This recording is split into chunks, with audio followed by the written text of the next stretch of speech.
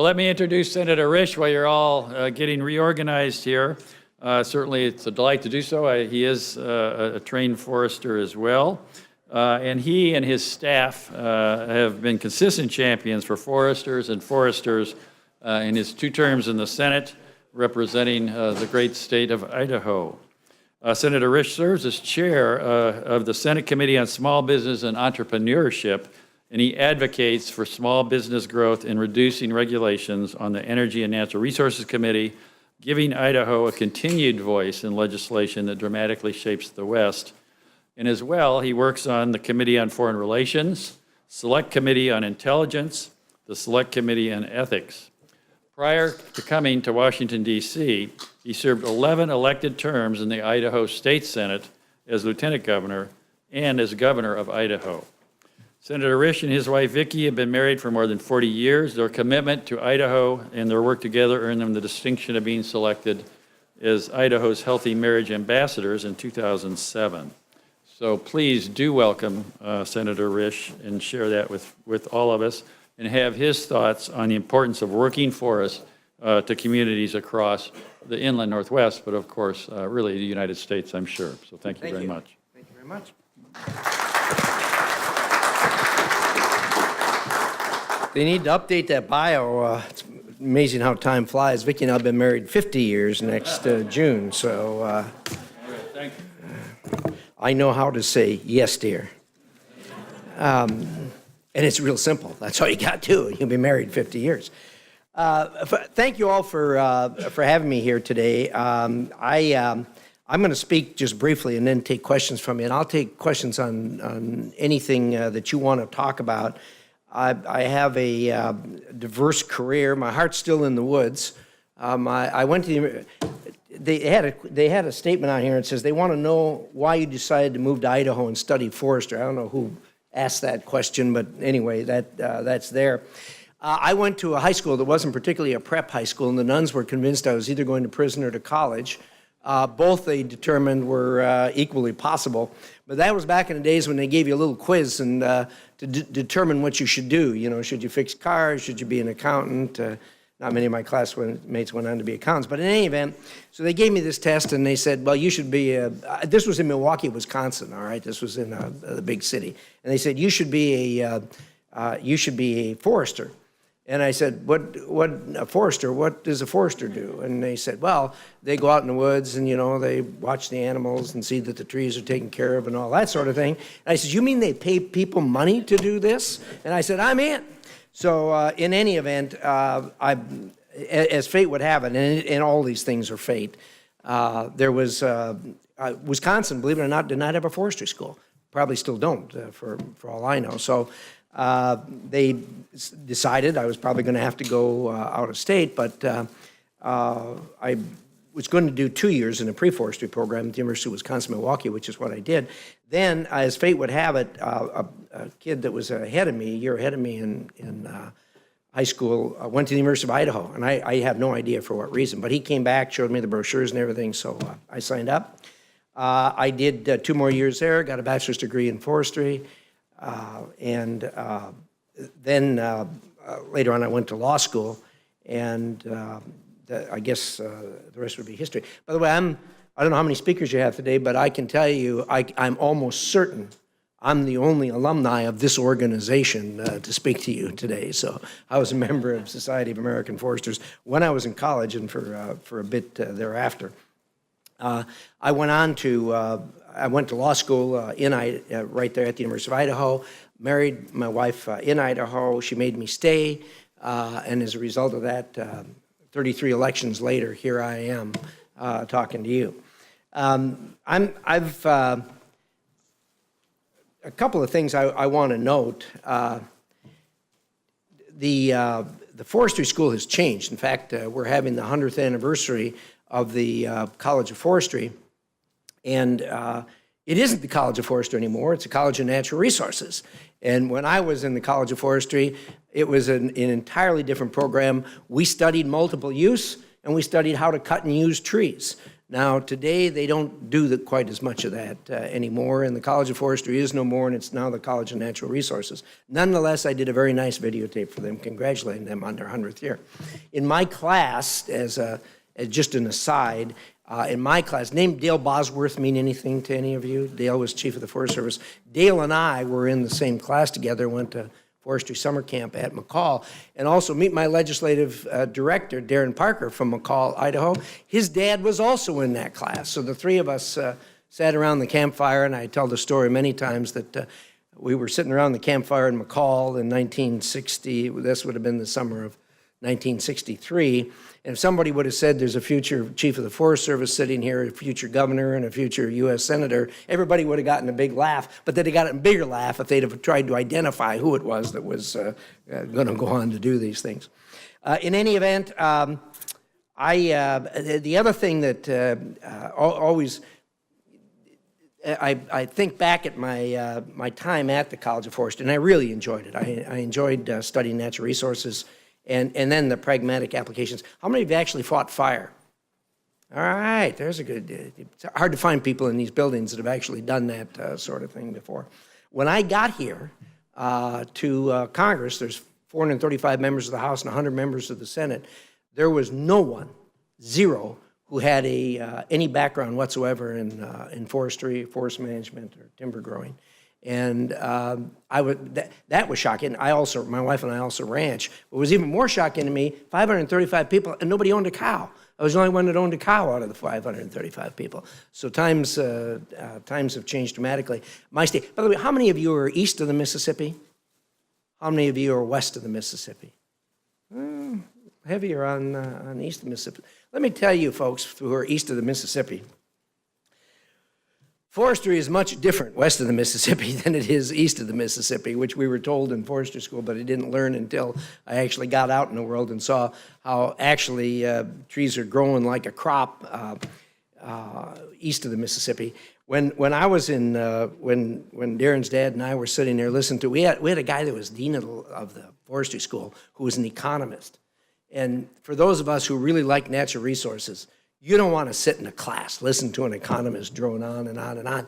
And one thing he didn't, I've always thought about this over the years. He had all these formulas, for growing trees and how you're going to make money. And he had it down to the penny, that you invest this much and you grow the tree for 79.6 years, then you harvest the tree. And then what he didn't tell us is that during that 79.6 years, there was probably going to be at least 2 generations of folks that change in a family, maybe 3, and frequently the next generation doesn't have the same dream as the last generation. All they can wait is to sell the trees and get the money, and so they sell the ground or sell the trees or what have you.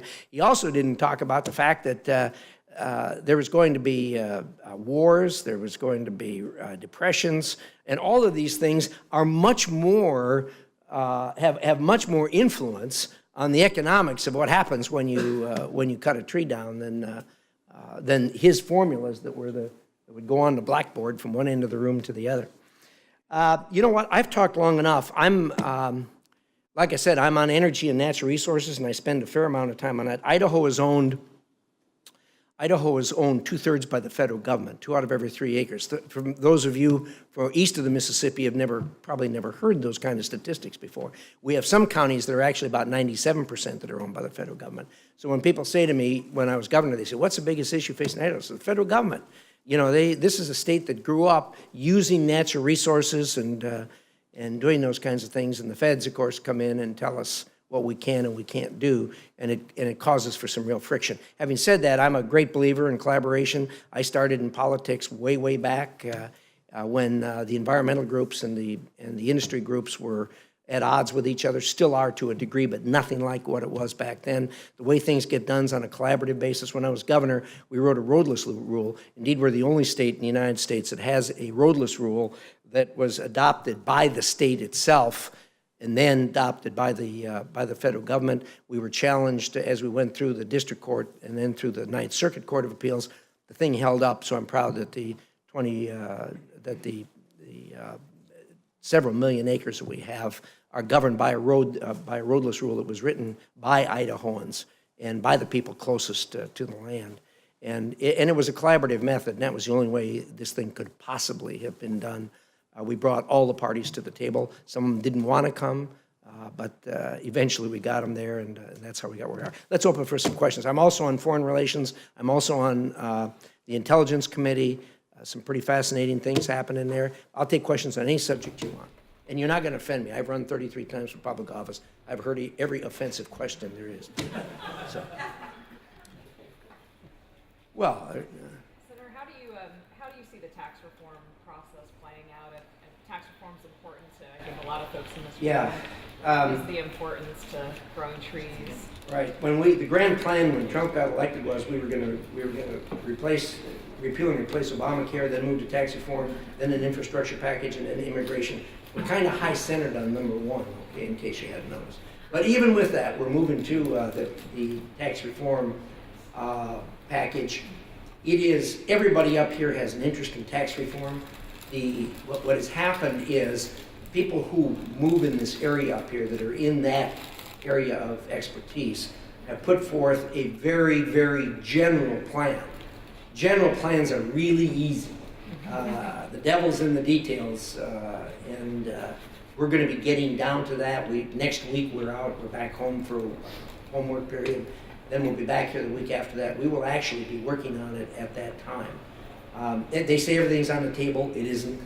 They're never going to get rid of the homeowner's mortgage deduction. They're never going to get rid of the charitable deduction. They're not going to get rid of R&D. But there's a lot of other things that are on the table. The general objective is this. What they want to do is they want to simplify it, and they want to lower the tax rates. Well, the way you lower the tax rates is getting rid of some of the extraneous deductions that are out there. And it's going to be a huge fight. But I thought, when we started at the beginning, I thought it was going to be as tough as healthcare is. But there's nothing as tough as healthcare. I think we have some reasonable possibility of getting a tax reform package done. We're not done with healthcare. Something's going to change in healthcare. I mean, it can't go on the way it is. Everybody acknowledges that. But again, the devil's in the details, and it's very, very political. I don't think the tax reform will be political, but not nearly as political as the healthcare. Great question. Thank you. I'd like to ask, and this goes back probably to your administration even as a governor, is there, and it was based on an earlier question, as a political figure or a leader, how do we encourage building owners, such as the federal government, to build more with wood? So is there a way that you know what? That's a great question. There's a number of us that belong to a caucus up here that is doing exactly that. I don't know how familiar you are with the work that is being done in building actual big buildings with wood. And we went to, Darren, help me out here. Who was the organization that put that meeting when we went over to the Building Museum? National Association of Forest Owners. But it was the Senate Working Forest Office. who were the industry leaders that were involved? Softwood Lumber Board. Yeah, there were some others involved in that though. But I was astonished at the actual projects that have been built using that, and they're up to how many stories now? I mean, 12 stories is nothing for them using this wood. I was surprised. It really was. But there's continuing effort in that regard. Getting materials is somewhat difficult. When I started in the state legislature, which was 1975, there were 44 operating sawmills south of the Salmon River in Idaho. Today there's one left, and two if you count the one that's in bankruptcy. And that's primarily because of the boardfoot reduction on every forest in southern Idaho. If you look at a bar graph, you look at that and you go, how can this be? I mean, the bar graph goes just like this as far as the little people come over the thing.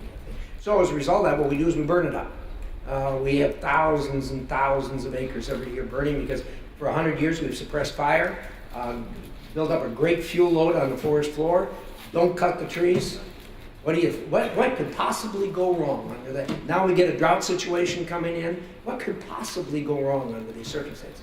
So the result of that is, in 1995, the Forest Service was spending 16% of its budget on fighting forest fire. This year so far, well, not this year, this year's over, it ended on October 1st. They spent over 56% of their budget on fighting fire. The Forest Service is not supposed to be in that business with that kind of focus. I mean, they got a lot of other things they should be focusing on. So, but we're continuing to work on that, and there's good, as usual, the work is being done, most of the work is being done by the private sector as opposed to the government. You don't want the government operating this, believe me. You don't want the government operating anything. I've been in the government all my life. We have to defend the country, but the founding fathers didn't put this together, and we didn't get to where we are by having the government do this. I speak to high school kids all the time. I say, you got a smartphone in this pocket, you got a car out there, you got a beautiful home you're going to. Who did this for you? I don't know. And they've been sitting there listening to all this talk about the government this and the government that. I said, the government didn't do this for you. Your parents did, your grandparents did, your great-grandparents did, other Americans did. The government didn't do this. Indeed, most of this was done not because of the government, but in spite of the government. So, you know where I'm coming from on that stuff. All right, who's got another? What do you think the potential is if the Western Resilient Federal Forest Bill being taken up? Well, I'm not, is it from the House? Yeah. Came over to the Senate? I don't think it's been voted out yet. Out of the House? Yeah. Okay. The process back here is so different than at the state level. I spent almost 30 years in our state Senate in one way or another. We actually governed there. We actually passed bills there. Here, the House passes bills. They come over to the Senate. The Senate was designed, the Founding Fathers did not design this to be a well-oiled machine passing laws. The Founding Fathers designed this to stop stuff and say, wait a minute, take a breath, don't go forward with this. So as a result of that, lots and lots of bills get passed in the House. They wind up over here in the Senate, and they get fractured and pulled apart pretty well. The way they usually pass is unless it's a really good idea that goes through here on unanimous consent. And there are things that do that. Generally, it gets in a bigger bill, an energy bill, or one of the bigger bills that pass here relatively infrequently. So I can't answer your question. So what is your view, Idaho's view, somebody's, take on transferring federal lands to state or some other? It's a really good question. Federal land? Yeah. In Idaho, that is a debated issue, and it is in other places. Utah's right now is, I lived through the Sagebrush Rebellion, which was the same thing 25 years ago. Today Utah is ground zero for that argument. Look, you can argue about this till you're blue in the face, but let me tell you something. There is no land going to leave the federal government. It just does not happen. And I can count votes. There's about 13 of us states that have all those federal acres. And my friends from Connecticut and Massachusetts and North Carolina, South Carolina said, that's great, belongs to us. Now, what did you want again? No, it's not going to happen. So that would have been a really good discussion and a really good idea when the states were founded. Idaho is 1890. Our guys that negotiated were awful negotiators. They got 2 sections out of every township. Right next door, the Utahns got 4 sections out of every township.